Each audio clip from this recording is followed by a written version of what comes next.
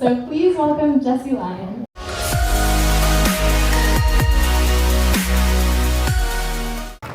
Hey, all right. Thank you, thank you. Okay, let's see if this works, right? There it is. Whew. The power of the clicker, right? Okay, all right, got it. Good morning, welcome. Well, as soon as I say that, right? Let's see. Oh, okay, got it. Good morning. Thanks for joining us. Yeah, so I appreciate the introduction. Being a dream interpreter, it's hard to kind of figure out your title. Not many people do that job. So I kind of chose the career path of being a mental health counselor. And so my job is, as a licensed mental health counselor, I'm the owner of Lyon Counseling with offices in Winter Park and downtown Orlando, because I'm just fascinated by mental health. I think it's an interesting topic and it requires some creative solutions. And so I'm excited about this kind of opportunity because we're combining art and science, which I think really anybody who does mental health counseling is going to have to combine art and science to be able to do their job well. So I'm also a qualified supervisor for those who are going through their mental health counseling journey and are in school to do that. But part of my unique approach to mental health counseling is I use hypnotherapy. Now, hypnotherapy gets a lot of misunderstanding and there's a lot of misconceptions about it. But we'll get a little bit more into that. Hypnotherapy is just a fantastic tool. And if anyone's familiar with EMDR, it's a technique that's used to help with PTSD. EMDR is actually based on the principles of hypnotherapy. Hypnotherapy is kind of like the grandfather of EMDR. And then finally, during COVID, things got very weird. Times were tough. And so I had all this free time. I didn't know what to do with myself. So as many of us did as a joke, I downloaded TikTok. And TikTok turned into an outlet for me while I was stuck at home. It turned into this opportunity to make mental health content and to be able to share with people the things that I knew about mental health and to help them kind of understand what they may be struggling with. And so I made a couple videos about dreams and those just took off. And so now here I am later with 2.5 million followers on TikTok. You can find me at Lyon Mental Health, and that's really kind of guided my career to this point because it just became apparent to me that there are so many people who struggle with dreams and so many people who struggle with nightmares, but there's a real lack of good information about what to do with that, what they mean, and how to use them. There we go. So we're here for Paprika. What is real and what is not? But before we get into that, we have to kind of start with, let's go back. We have to start with an understanding of the mind. We have to start with what we call the psyche. Now, when I say the psyche, I mean a little bit more than just the mind. The mind is just the brain matter. It's that organ that lives in between your ears and behind your eyes. But when we as therapists say the psyche, we're talking about more than just the organ. We're talking about also your personality. Because when you're using mental health and when you're studying dreams, there's the emotional part of the brain that helps us be more than just what our brain does. It incorporates our life story. And so we use the term the psyche because it means more than just the mind. Now, when we're talking about dreams in particular, something very interesting happens when you go to sleep. When you go to bed, there's this part of your brain up here that does all of your thinking. It, for the large part, turns off. And so all of those intrusive thoughts that you might have, all of that analytical thinking, all of that concentrated effort that you go throughout your day to concentrate on your job and to do the things that you do, it goes away. And so all of these other parts of our brain really light up to help us process our life experiences. We call that the unconscious mind. And there's nothing really metaphysical or spiritual about that. It's just the part of your brain that operates independently. You don't have to think about it, right? So like your memories, they just happen. Your emotions, they just happen. You don't have to think about those. I mean, it's early morning, so I don't know, maybe your stomach's making noises, right? Your heart's beating, your lungs are breathing. That's all happening without you having to think about it. That's the part of the brain that really lights up and starts to activate when you sleep. And that's the part where dreams come from. Now, there's two functions of dreams. So as you go through this movie, this will be interesting to kind of pay attention to. The two functions of dreams, it's pretty simple. One is to create new neural networks, to kind of absorb the data that's been collected throughout the day and to create new connections in your brain of what to do with that data. How is this going to be useful to me? How can I integrate this into long-term memory? The second function is to deepen neural pathways. So this is why if you're an athlete, right, or really anybody, good sleep is very, very important, because if you're an athlete and you want to get better at shooting free throws, you may have done it 100 times, but your dreams will actually practice those free throws, will practice those things that you already know in order to get better and more efficient at them. And so those are, as we go through the rest of this presentation, those are the two basic functions: to create new connections and to get better at the things that you already know. Now, as it's accomplishing that, there are 4 basic types of dreams, just to kind of help us get a handhold on dreams and what they mean. Those 4 types, first of all, is wish fulfillment.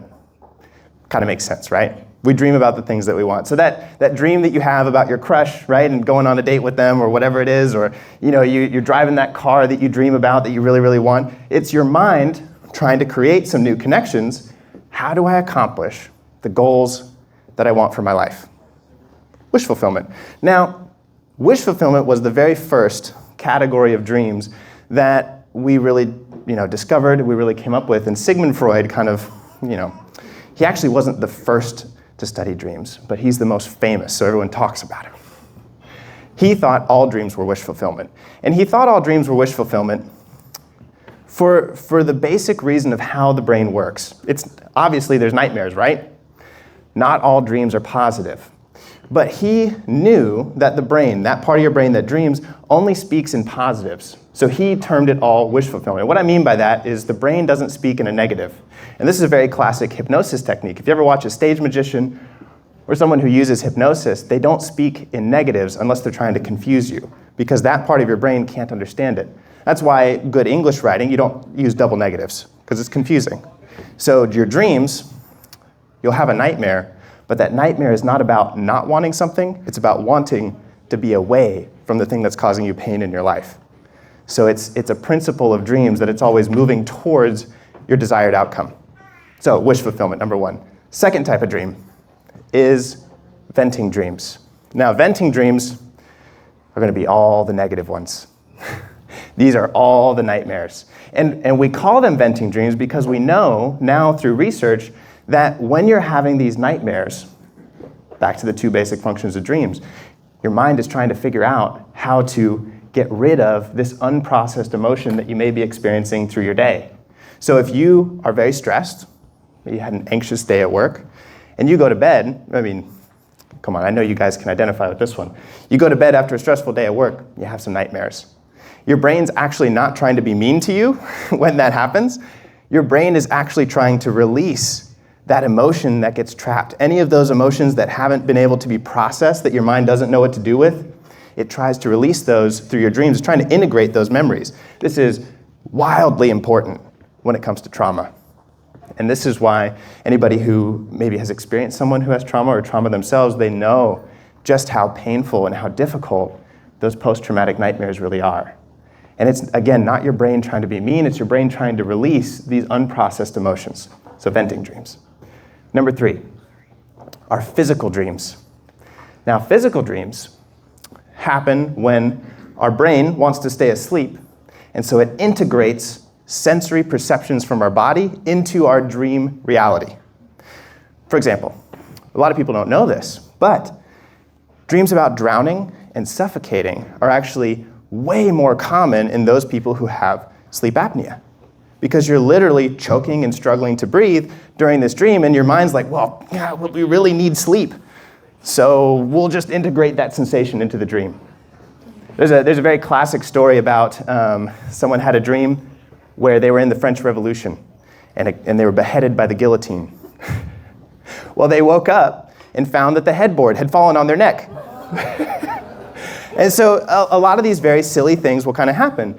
And so it's important for a dream therapist, and maybe just for you, kind of casually interpreting dreams for yourself and your friends, to know that you don't want to overanalyze dreams. And if the dream has a very strong physical sensation, it's probably related to some kind of physical thing that went on. Another great one is falling dreams. Falling dreams happen a lot actually due to blood sugar drops while you sleep. So if you're eating a gallon of ice cream before bed, well, that's a lot of ice cream. But if you're eating ice cream before bed, or some kind of like maybe really bleached white flowers, something that's going to raise your blood sugar and then drop it, you'll actually have these dreams about falling because your body is interpreting those sensations. Okay, last one of the four. I'm gonna be long-winded, aren't I? The last one are insight dreams. And this is where our mind, again, really is putting together new connections inside of our brain. You may not know, but Google was actually invented through a dream. The inventor of Google had this idea of being able to search every library in the world through a query in a computer. And he's like, phew. So he made it. The invention of how carbon atoms form together in a ring was invented through a dream because the scientist, the chemist, had a dream that a snake was eating its own tail and came up with the idea, these carbon atoms form a ring. Your brain will do some amazing things and synthesize this information when you sleep. It's all speaking in this unconscious language. I think the biggest problem that people have when they try and interpret dreams is they don't understand your verbal processing centers happen in this part of your brain, but your dreams happen in this part of your brain. So a lot of times if you're looking for that literal meaning, you'll miss the actual significance of that dream because you're trying to interpret it and trying to understand it with the wrong language. Okay. So, on to Paprika. It's a fun movie, right? And there's actually a lot of great things about this movie that really, really gets it right, and I'm excited to share with you. Let me get back to this. So in this movie, you're going to see something called the DC Mini. And this DC Mini is a machine that will actually allow someone to view other people's dreams. That's an interesting concept. How real is that? Well, you might be very surprised. We're not too far off. We're pretty close. And so what they'll do is they actually have found a way to show somebody an image. And as they're viewing this image, they'll scan their brain with an fMRI machine and track the signals that are inside the brain and relate those to kind of the sample size of what the brain lights up when it sees a particular image. And so they're able to actually recreate. Now, we're working on it, okay? But you can see, the general shapes are there. Right, so now this was actually done about 5 years ago, and you can see, definitely look up the full video on YouTube. Let's see. Yeah, for sure. And so you can see we're getting close to it. By scanning the brain, we can kind of recreate some of these images. Now, you'll also see in this movie the idea of entering someone else's dream. How real is that? There's a lot of stuff about astral projection. There's a lot of stuff about alternate planes of dimension. To this point, they've tried to recreate that in laboratories. They've tried to look into that to see if it's a thing. They haven't been able to do it. So now what is true, and maybe in every good story there's an element of truth. What is true about dreams and entering dreams and seeing alternate dimensions, it's not an outside dimension. It's an alternate dimension inside of ourselves. Again, we spend a lot of time repressing our feelings and repressing the things that we experience throughout our day. When that conscious repression turns off, we do experience a different level of life that's been going on throughout our waking day, but we just haven't been able to tap into until we use the power of dreams. But you can't enter somebody else's dream. Reality confusion. You'll also see in this movie where the world between dreams and realities starts to blend. That actually, it may not be too far off. Because again, remember, our life story is integrated through our dreams. It's figured out and processed through our dreams. And so those individuals who maybe struggle with their identity, those individuals who maybe struggle with certain mental health conditions like depression, bipolar disorder, schizophrenia, they'll start to confuse, and maybe you've experienced this during times of stress. Did I dream that? Or did that happen? And so the more that we struggle with our mental health, the more that we start to confuse. It's called dream-wake reality confusion. You can actually, there's a lot of really great research studies about this and how it impacts people's life. But your dreams are not going to be there for everybody else. That's kind of fun for the movie. But you will see, and just to kind of wrap it up on this with this point, you will see things differently in dreams. And again, just to hit that point home, your mind is processing things that are going on, but it's going to speak an emotional language, not a literal language that your conscious mind is going to speak. And so you will see distorted perceptions in your dreams. They're very much, and the research is conclusive, your dreams directly relate to your waking life reality. They are processing those things that go on, but you're going to see them in an emotional language, in an emotional lens, not in a literal lens. Okay. So, let's talk about what I do. Dream therapy, the reason that I'm here. Because this is the language of the mind. Just think of the potential here, right? It's very difficult as you're talking with a therapist, and maybe you've experienced this if you've ever been in counseling for any period of time, you kind of hit these walls. And it just feels like you're stuck in a rut and you can't make that emotional progress you want to make because our words, our thoughts, our habits get in the way. If dreams really are what research says that they are, and they're honest communications from our emotional self, from our real identity, it holds the potential to, without distortion, with honesty, to communicate what's going on inside of that person, and then that therapist gets to communicate back without social pressures in the way, without what we think we need to be in the way, without all of these expectations or distortions. There's two really great ones that we'll use, and research has said are awesome. Image rehearsal therapy and active imagination. By rehearsing the images inside of our dreams, and there's a lot to this therapy, but in a nutshell, by rehearsing those images in our dreams, we can release that trapped emotion and actually allow it to vent out of us. And we can start to come up with new ideas and listen to our dreams as they guide us through the direction that we need to go, right? For example, like if you dream about, you have a best friend who's a celebrity. Oftentimes that shows that you would like more attention, you'd like people to notice you more in your life. If you can understand the actual interpretation of that dream, you can start to take steps to make that happen in your waking life.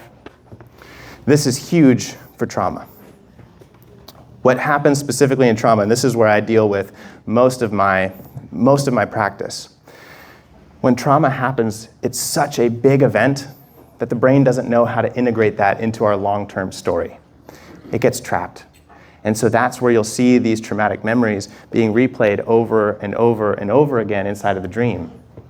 By working with a dream therapist, by working with some of these techniques, you can actually let those go. You can process it in the way that your mind wants to process it and then move through it. This is where I believe hypnotherapy is incredibly powerful as a trauma therapy tool, because hypnotherapy is speaking the language of the unconscious.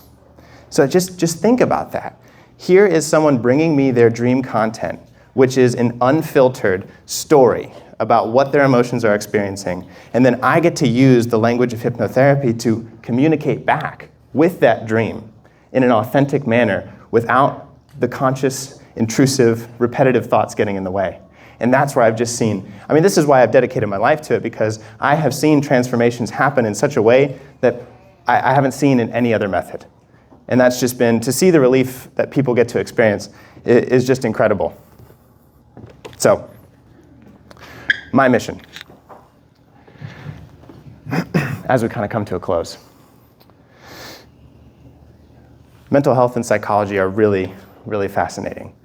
And there are a lot of struggles that we all kind of can have when it comes to mental health and the things that we go through. But the biggest one that I see, and the biggest challenge and obstacle that people face as they come to me and they talk through their mental health, is that instead of just fighting the culture they're in, the environment they're in, right, the challenges that they're facing, they start to develop this conflict within themselves. And that conflict comes because they have symptoms, and their body and their mind cries out because there are struggles that they're having, and the mind is trying to cope, but we think that we need to do the things that everybody else thinks that we should do.